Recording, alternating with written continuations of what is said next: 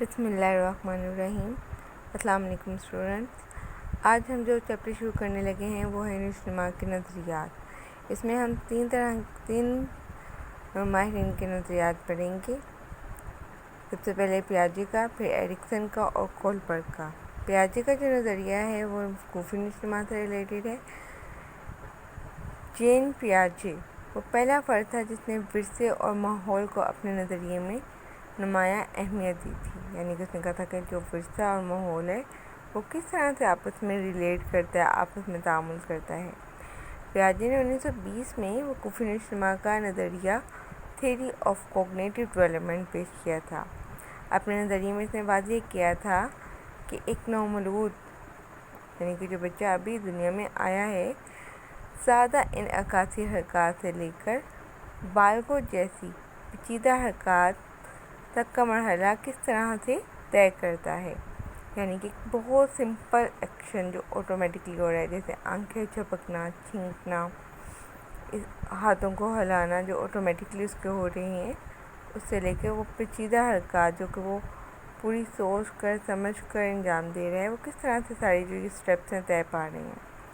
پیاجے کا کہنا ہے کہ وقوفی نشو کے مراحل بالکل سیڑھیوں کے مانند ہیں جن میں ایک تسلسل پایا جاتا ہے، یعنی کہ آپ کو ہر چیز پہ اسٹیپ بائی اسٹیپ جانا ہے۔ آپ پہلی سیڑھی پہ کھڑے ہو کر فوراً سے آخری سیڑھی پہ جمپ نہیں کر سکتے، آپ کو اسٹیپ بائی اسٹیپ سیڑھی کو چڑھنا ہے، اور یہی اسی طرح سے آپ کی جو انسان کی جو وقوفی نشو ہے وہ بھی ہوتی ہے، اسٹیپ بائی اسٹیپ۔ وقوفی نشو کے حوالے سے اس نے کہا کہ جس طرح تتلی اپنی نشو کے مراحل میں لاروا، پیوپا اور سنڈی تک پہنچتی ہے، اس کی ترتیب ہمیشہ یہی رہتی ہے، اس میں سے کوئی مرحلہ چھوڑا نہیں جا سکتا۔ نیز ہر اگلا مرحلہ پچھلے مرحلے کی نسبت پہلے والے مرحلے کی نسبت جو ہے قدرے پیچیدہ ہے۔ بالکل اسی طرح سے بچوں، وقوفی نشو کے جو مراحل ہیں وہ سلسلہ وار طے ہوتے ہیں، ان کی ترتیب بھی ہمیشہ برقرار رہتی ہے۔ نیز وقوفی نشو کا ہر مرحلہ بھی پہلے سے زیادہ پیچیدہ ہوتا ہے۔ اگر آپ اپنی زندگی کا بھی جائزہ لیں تو آپ جو چیزیں لرن کر رہے ہیں وہ آہستہ آہستہ کمپلیکس ہونا شروع ہو جاتی ہیں۔ شروع میں بہت آسان ہے اور پھر آہستہ آہستہ ان میں کمپلیکسٹی، ان میں پیچیدہ، ان میں اور چیزیں آنا ایڈ ہونا شروع ہو جاتی ہیں جو اس کو کمپلیکس بناتی ہیں۔ پیاجے کے بقول ایک انفینٹ کی سوچ بالغوں کی سوچ سے واضح طور پر مختلف ہوتی ہے، کیونکہ جو انفینٹ ہے اور جو اڈلٹ ہے وہ وقوفی نشو کے مختلف درجوں پر ہے، اس لیے بچوں کی جو سوچ کا انداز ہے وہ یکسر مختلف ہے، تاہم وہ احمق نہیں ہوتے۔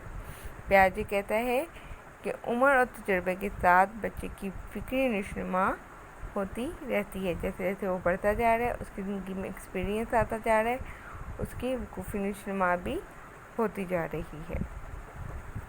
پیاجے نے اپنے نظریے کی وضاحت کے لیے کچھ کانسیپٹس دیے ہیں، جس میں سب سے پہلے جو کانسیپٹ ہے بچوں وہ ہے اسکیما، اور اسکیما سے مراد ہے ذہنی تصویر۔ کوئی بھی کام کرنے سے پہلے یا کوئی بھی بات آپ کو جو بتائی جاتی ہے تو آپ کے ذہن میں ایک تصویر ڈیولپ ہو جاتی ہے، وہ بیسیکلی بیسک یونٹ ہے آپ کی وقوفی نشو کا، آپ کا چیزوں کو سیکھنے کے لیے بنیادی اکائی ہے۔ جب تک آپ ذہن میں کوئی پکچر نہیں بنا رہے اپنی بات کی، اپنی چیز کی، وہ آپ اس سے آگے نہیں چل پاتے۔ یہ ہماری وقوفی نشو کی اساس ہے۔ پیاجے کے بقول بچہ جب کسی عمل کو بار بار دہراتا ہے تو وہ عمل اس کی سوچ کا حصہ بن جاتا ہے، یعنی کہ وہ کوئی کام بھی کر رہا ہے، ہاتھ ہلا رہا ہے، ٹانگیں ہلا رہا ہے، چل رہا ہے، بول رہا ہے، تو وہ کیا ہے، وہ اس کی وقوفی نشو کا حصہ بن گیا ہے۔ اسکیما وہ عمومی تصورات ہیں جو تجربے کی بنیاد پر قائم ہوتے ہیں۔ یہ گزشتہ تجربات کو منظم کرتے ہیں اور مستقبل کے تجربات کے لیے نہ صرف پس منظر کا کام دیتے ہیں بلکہ وقوف کا ڈھانچہ بھی مرتب کرتے ہیں، یعنی کہ آپ نے کس طرح سے سوچنا ہے، اس کا ایک جو خاص انداز ہے، خاص اسٹیپ ہے، اس کو بھی مرتب کرتے ہیں۔ اسکیما اشیاء کے بارے میں سادہ یا پیچیدہ تصورات پر مشتمل ہے۔ پیاجے کے بقول بچہ پہلے سادہ اسکیما بناتا ہے اور رفتہ رفتہ پیچیدہ اسکیما بنانے لگتا ہے. جیسے جیسے اس کے تجربات میں اضافہ ہو رہا ہے، اس کی لرننگ میں اضافہ ہو رہا ہے، جو اس کے اسکیما ہیں وہ بھی پیچیدہ ہونا شروع ہو رہی ہیں. شروع میں وہ بالکل سمپل باتیں سیکھے گا، کیٹ ہے، ڈوگ ہے، ہر چیز 4 لیگس پہ مبنی ہے. وہ ایک اسکیما بنایا ہے 4 لیگس کا، کہ ہر جو 4 لیگس والی چیز ہے وہ کیٹ ہے یا وہ ڈوگ ہے. تو اس کے اسکیما آہستہ آہستہ پیچیدہ ہوں گے کہ نہیں، ہر 4 لیگس والی کیٹ یا ڈوگ نہیں ہے. کیٹ تھوڑی ڈیفرنٹ ہے، وہ اور انداز میں بول رہی ہے، اس کی شکل ڈیفرنٹ ہے. ڈوگ بھی چاہے 4 لیگس رکھتا ہے لیکن اس کی آواز، اس کی شکل ڈیفرنٹ ہے. تو یہ کیا ہے، اس کا جو اسکیما ہے وہ ڈیفرنٹ ہوتا جائے گا وقت کے ساتھ ساتھ، پیچیدہ ہوتا جا رہا ہے. نیکسٹ کانسیپٹ ہے آرگنائزیشن، تنظیم. اس سے مراد وہ عوامل ہیں جن کی مدد سے فرد اپنے تجربات کو منظم کرتا ہے. اسی کی بدولت ہم اپنے اعمال، خیالات اور واقعات کو غیر اہم واقعات سے الگ کر کے ذہن میں محفوظ کر لیتے ہیں. یعنی کہ ہم آٹومیٹکلی چیزیں دیکھ رہے ہوتے ہیں کہ کون سی چیزیں ہماری ریکوائرمنٹ میں شامل ہیں، ان کو ہم اپنے ذہن میں ان کے اسکیما کو سیو کرتے جا رہے ہیں، ان کو آرگنائز کرتے جا رہے ہیں ان اسکیماز کو. اور جو چیزیں ہمیں لگتا ہیں کہ یہ یوز لیس ہیں، یہ نہیں چاہیے اب آئندہ لائف میں، ان کو ہم اپنے ذہن سے نکال دیتے ہیں. وظیفہ، آپریشن، یہ تیسرا کانسیپٹ ہے اس کا. وظیفہ یعنی آپریشن سے مراد ذہنی سرگرمی ہے. ہم کہتے ہیں نا آپریشن ہو رہا ہے، یعنی کہ کوئی کام ہو رہا ہے.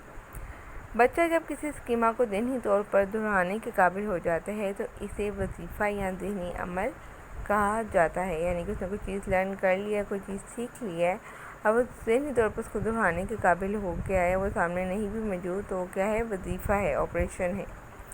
مطابقت، مشاہدات اور تجربات کو مرتب کرنے کا عمل مطابقت کہلاتا ہے. ذہنی رہنما کا مقصد یہی مطابقت ہے. مطابقت کے 2 معاونی اعمال یعنی یکجائیت اور موافقت، یعنی کہ اسیمیلیشن اور اکوموڈیشن ہے. آپ چیزوں کو لرن کر رہے ہیں تو ہم ان کے ساتھ اکوموڈیٹ کر رہے ہیں، ان کو اسیمیلیٹ کر رہے ہیں. بیسیکلی یہ اسیمیلیشن اور اکوموڈیشن ایڈیپٹیشن ہے، مطابقت ہے، اپنے ماحول کے ساتھ ایڈجسٹ کرنا ہے. اچھا جی، اب اسیمیلیشن کیا ہے، یکجائیت کیا ہے؟ یکجا یعنی کہ اکٹھا کرنا. جو چیزیں آپ نے پہلے سیکھی تھیں اب نئی انفارمیشن اس میں ایڈ ہو رہی ہے تو آپ اس کو اسیمیلیٹ کر رہے ہیں، اکٹھا کر رہے ہیں.